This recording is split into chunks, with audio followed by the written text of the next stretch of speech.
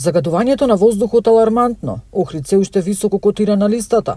Потребен е сериозен пристап кон планот за подобрување на квалитетот на воздухот во општината, бидејќи здравјето на граѓаните е од суштинско значење. Да се направи комисија која ќе работи заедно со службите за измена на овој план и строго ќе ги контролира мерките, смета советничката од СДСМ Ангелоска.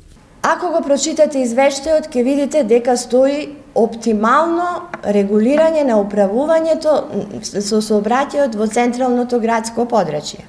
Тоа е на хартија.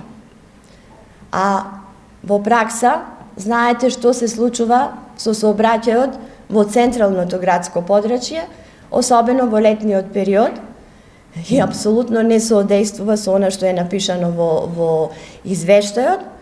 Охридското езеро, кое што беше затворена за сообраќај, се отвори за сообраќај, а секоја јавна површина, каде што беше возможно, па и невозможно, се претвори во паркинг простор. Урбанистичкиот хаос е една од најголемите причини поради кои охриѓани се гушат, потенцира советничката од Левица Аврамовска.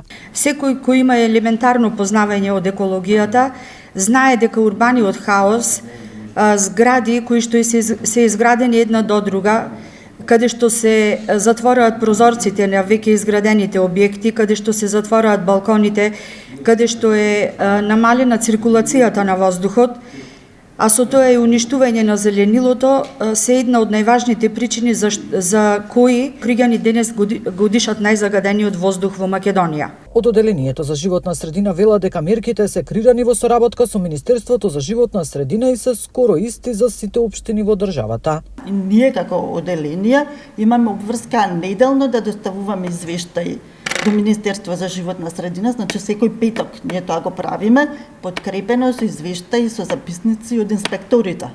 Значи инспекторите за животна средина имаат засилен надзор на интегрирани еколошки дозволи, еколошки лаборати, на градилишта и такви извештаи доставуваме. До сега од Министерство немало забелешки.